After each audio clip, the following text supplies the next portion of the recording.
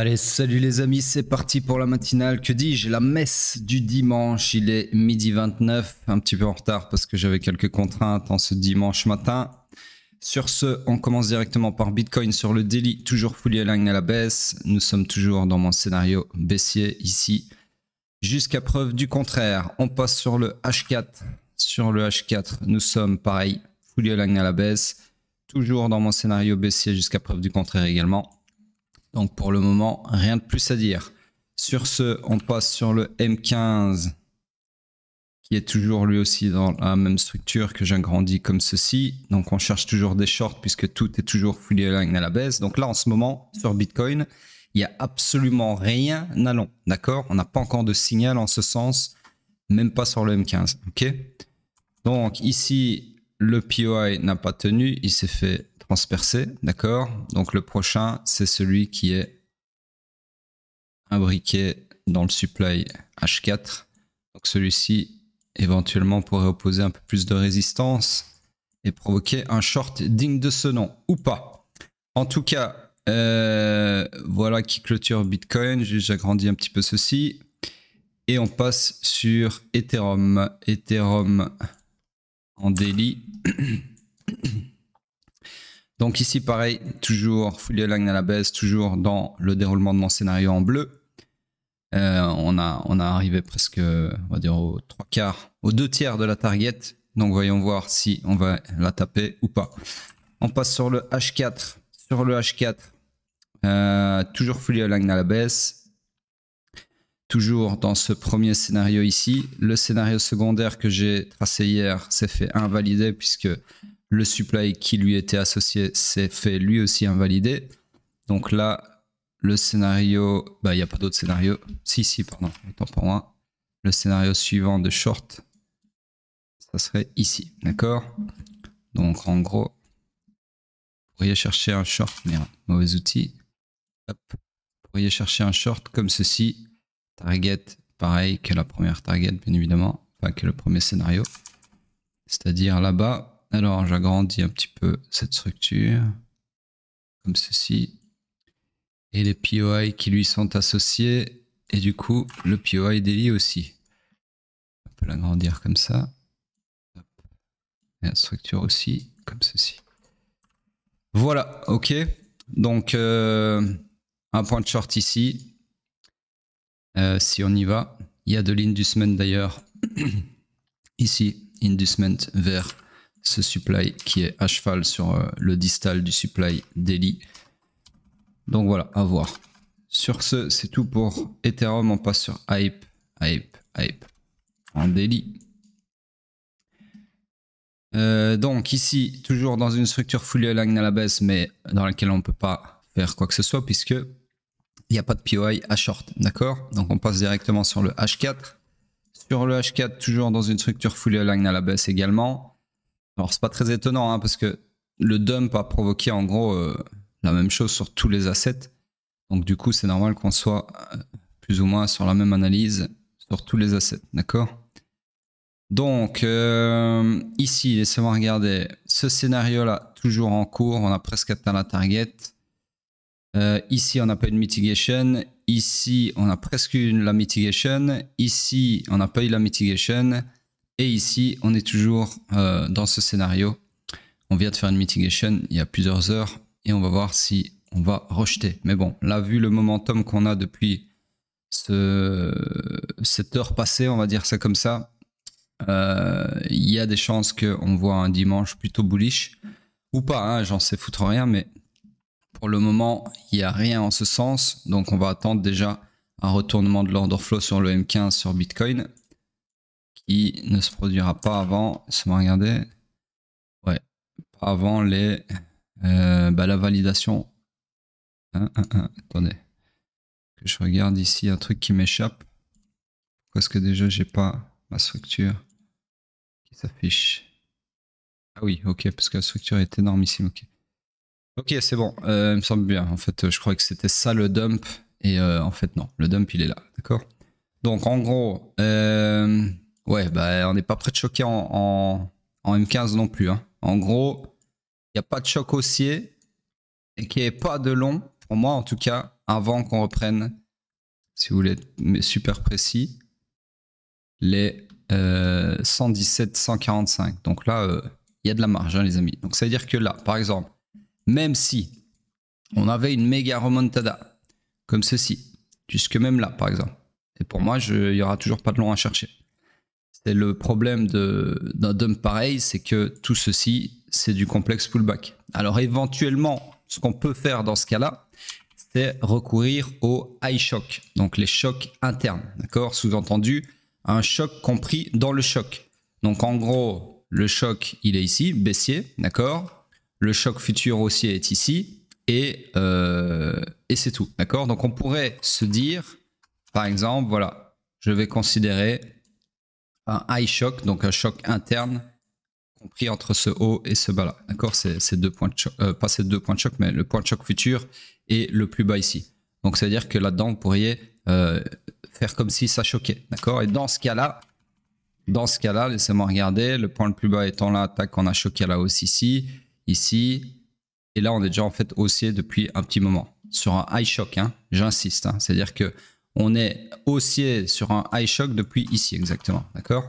Donc ça c'est mon high shock. Et ensuite, en fait le choc il est toujours haussier, il n'est pas passé baissier, laissez-moi vérifier. Non, il n'est pas passé baissier, on est haussier depuis ici encore. Donc ça veut dire que là, si vous étiez super agressif par exemple, c'est juste pour vous montrer qu'il y a toujours moyen de chercher des entrées un peu plus précises, un peu plus, non pas précises, prématurées, on va appeler ça comme ça. Mais voilà, vous vous basez sur un high shock qui est beaucoup moins pertinent qu'un choc, d'accord? Maintenant, sur un dump de cette envergure, on pourrait dire que le high shock reste plus pertinent qu'un high shock habituel. Parce que voilà, le dump ici, il a quand même bien détraqué, entre guillemets, le price action.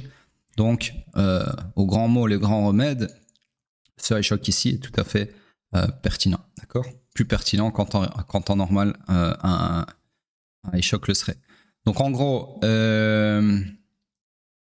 vous auriez pu, par exemple, vous dire, voilà, choc haussier ici. Donc du coup, démarrage, high shock, pardon. Donc démarrage du swing pullback via ce high shock, d'accord? Et là, vous seriez du coup déjà long depuis ce POI ici, puisque là, vous avez un POI magnifique qui a renvoyé le prix, d'accord? Donc ça, c'est un trade risqué, mais un trade valide. C'est-à-dire vous seriez rentré, par exemple, je sais pas moi, ici, peu importe. Donc sur le distal, en mode trade pipi caca, hein. Stop loss, soit sous le POI, soit sous le plus bas. Personnellement, sous le POI, puisqu'en dessous, il n'y a plus rien. Le prix est pas censé... Ah si. Il y a un autre. Alors, je l'ai mal tracé, en fait. Donc, laissez-moi regarder. Ouais, ok. Donc, en fait, non. J'ai mal tracé le POI. Donc, ici, vous seriez fait sortir si vous avez mis le stop loss là. Sinon, vous aviez un autre POI comme ceci ici, en dessous. D'accord? Donc, du coup, le premier trade, soit vous mettiez votre stop loss là, mais bon, avec un POI en dessous, du POI ici, il y avait beaucoup de chances que vous fassiez sortir. Donc, personnellement, j'aurais plutôt mis mon stop loss ici. D'accord? Et c'est pas pour matcher le price action qu'on est en train d'avoir sous les yeux, c'est parce que c'est logique. Ok? C'est logique. De toute façon, si vous avez fait des backtests, vous savez pourquoi je mettrais mon stop loss plutôt là que ici. Okay, donc, en gros, ça aurait été un trade possible. Donc, ce ne serait pas le trade de l'année non plus. Hein. Même si vous aviez racheté le bottom ultime, vous êtes à peine à 3R. Alors, c'est pas dégueulasse non plus, mais c'est pas la folie. D'accord? Parce qu'on n'a pas fait grand chose au final. Hein. Vous voyez qu'ici, on a fait du surplace pendant. C'est quand ça? Ouais, depuis vendredi. Donc en gros, premier trade possible, et malheureusement, si vous aviez pris le trade un peu plus greedy, bah là, avec un stop loss ici ou là, hein, peu importe, vous n'auriez pas été déclenché, vous auriez été front run, on appelle ça à peu de choses près, je pense. Je crois même que c'est vraiment minime. Hein. Donc là, vous voyez, on n'est pas venu dans le POI, puisqu'on a laissé un tout petit bout de FVG ici. Et donc, vous auriez été front run de quelques dollars. Ce qui peut arriver aussi. Voilà, bref, tout ça, c'est pas dans mon plan. Dans tous les cas, si même je faisais du swing, chose que je ne fais pas spécialement, c'est très rare. Je fais du swing quand vraiment j'ai un setup servi sur un plateau, même pas en argent, en or massif serti de rubis avec de la poudre de diamant sur le fond. Là oui, là je rentre sur des swings, mais c'est très rare. Le swing, c'est juste pas pour moi. Je suis trop impatient pour ça. Et je sais que j'excellerai encore plus en swing parce que bah, vous le voyez dans mes matinales. En fait, les matinales, c'est un peu des analyses swing. Enfin, c'est des analyses swing. Vous voyez qu'il y a quand même pas mal de moments où j'ai raison. Donc voilà, mais bon, c'est un truc que je me dis depuis des années. Pourquoi est-ce que tu fais pas du swing? Et en fait, non, j'ai pas la patience. C'est juste trop lent. Vous voyez, un bel exemple ici.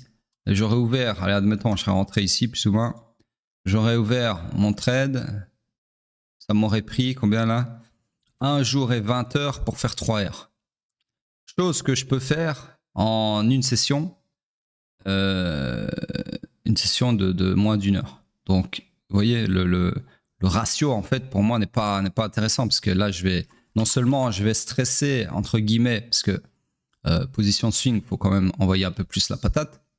Donc, je vais stresser sur une grosse position pendant plus longtemps, tout ça pour obtenir sensiblement le même ratio. Et encore, là, c'est un trade gagnant. Donc, imaginez maintenant si ça avait tapé un stop loss. Ben, j'aurais tenu un trade pendant, combien c'était, j'ai déjà oublié, 1 jour et 20 heures pour au final me prendre une bite dans le cul. Donc, vous voyez, c'est pas du tout, moi ça me fait pas rêver. C'est pour ça que je fais pas de swing, parce que des fois, vous tenez un trade grosse position qui vous empêche de bien dormir, etc. Moi, la nuit, j'aime bien dormir. Donc, mauvais sommeil et tout ça pour au final attendre 2-3 jours et vous prendre un stop loss. Donc moi honnêtement c'est pas du tout pour moi. Okay, après je peux comprendre qu'il y en a qui kiffent le swing parce que voilà c'est déjà plus facile d'analyser des mouvements en swing que en 1 minute par exemple. On est bien d'accord là-dessus parce qu'il y a beaucoup moins de bruit sur le price action plus vous montez dans les time frames que plus vous descendez. D'accord? Si vous allez sur du 15 secondes, n'espérez même pas, par exemple, utiliser la market structure et en vous disant ah bah BOS choc machin ça marche beaucoup moins bien, d'accord. Par contre plus vous montez sur les time frames et plus ça fonctionne. Ok, de toute façon c'est logique hein. Vu qu'ici une bougie elle prend 15 secondes pour s'imprimer, elle a forcément moins de pertinence qu'une bougie en 1 heure qui prend 1 heure pour s'imprimer. Ok, voilà, sur ce, c'est tout pour ce que je disais. Je ne sais plus pourquoi je vous parlais de ça. Et on passe sur Bitcoin en weekly. Hop. Donc ici, on va attendre, même commentaire qu'hier, hein, absolument rien de plus à dire. On attend tout simplement la clôture. Ok, j'ai déjà parlé de tous les scénarios possibles et imaginables hier. Donc je vous renvoie à la matinale d'hier. Je ne vais pas tout répéter. La dominance, pareil, même commentaire qu'hier. Et Ethereum aussi. Voilà, sur ce, c'est tout pour moi. Vous savez ce que vous avez à faire et je vous dis à plus tard.